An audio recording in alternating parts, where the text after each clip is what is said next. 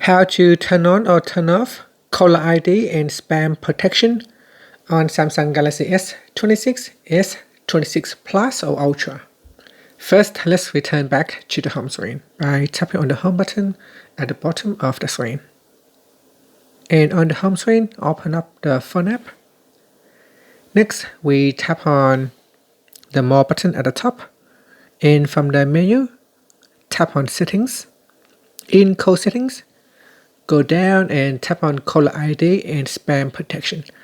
Tap on the toggle button to turn off or switch on this service. If you tap on the left hand side panel, in here you can also choose whether to block spam and scam calls or simply turn it on or switch it off.